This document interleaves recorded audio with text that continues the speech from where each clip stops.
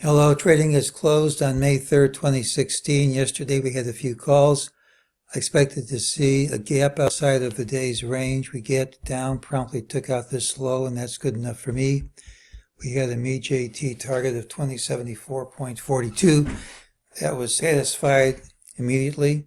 I thought we would trade over yesterday's high unless we gapped strongly in the other direction, which is what we did.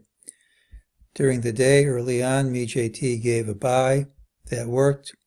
In the afternoon, it said ultimately lower and higher prices would print, and they did. Typically, when that happens in the same pattern, you don't move too much, you don't get much of a sustained move. Usually, you go up and down and just piddle around, which is what we did.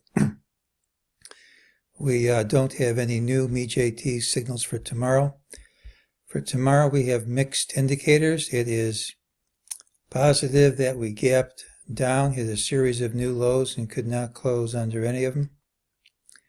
It's negative that we couldn't close over this high. This is a pattern which almost always closes at the high of the day.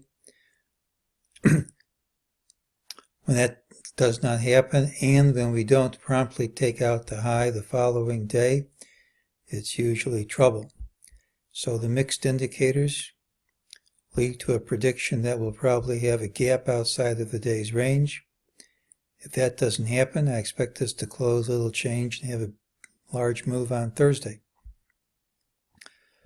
Well, how about the general direction? I still want this 2093.69 target. Is it going to happen? Well, this is the McClellan oscillator on the NASDAQ, one of my favorite indicators. We're hitting the lower one of the Bollingers here. When you reverse off a low like that, that gives a buy.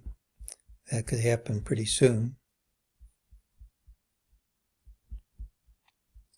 Here was your daily chart. We had bar number 13 of a combo sell, bar number, and we also have number 13 of a sequential sell. They indicate a market which is stretched out too much on the upside. One of two things happen.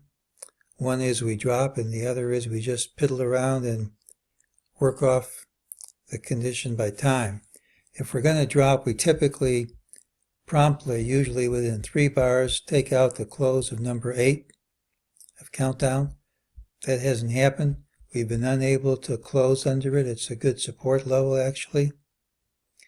We haven't been able to even close under the true ranges of bar number 13. So I think that's pretty much spent.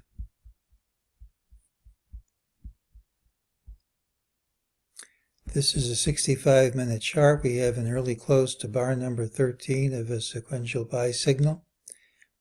And since numbers 11, 12, and 13 of the combo buy don't have to obey all the rules, we have a combo buy signal also. Remember, stops on the signals are determined by the closing price. It makes no difference how low one goes intraday.